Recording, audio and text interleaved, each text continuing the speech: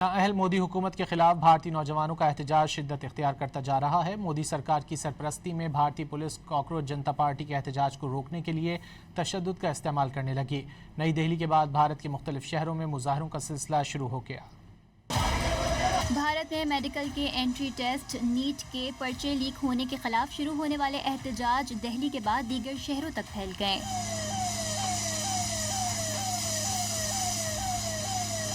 Delhi police نے مظاہرین کو پارلیمنٹ کی طرف مارچ کرنے سے روکا تو مظاہرین مشتعل ہو گئے۔ پولیس نے ہجوم کو محدود علاقے تک روکنے کے لیے لاٹھی چارج کیا اور آنسو گیس کی شیلنگ کی، جس سے طلبہ جذباتی ہو گئے۔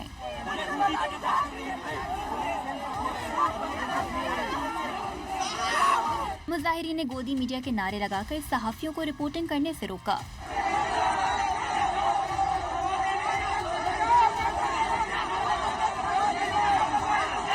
جبکہ دارالحکومت میں انٹرنیٹ سروس بند کر دی گئی اور مختلف مقامات پر رکاوٹیں کھڑی کی گئیں۔ بھارتی اپوزیشن جماعت کانگریس نے بھارتی وزیر اعظم نریندر مودی کے گھر کے باہر دھرنا دیا۔ پولیس نے دھرنا ختم کروانے کی کارروائی میں اپوزیشن رہنما راہل گاندھی اور رکن اسمبلی پرینکا گاندھی سمیت متعدد مظاہرین کو گرفتار کر لیا، جبکہ اداکار نصیر الدین شاہ نے اپنے بیان میں احتجاج کرنے والوں کے حق میں بات کی اور حکومت کو شدید تنقید کا نشانہ بنایا۔ ہمارے ان بچوں کے ساتھ کس طرح ظلم کا برتاؤ کیا جا رہا ہے ان غنڈوں کے ہاتھوں، جو مجھے امریکہ کے آئس ایجنٹس کی یاد دلاتے ہیں، منہ پہ نقاب لگائے ہوئے، ہاتھ میں ڈنڈا لیے ہوئے۔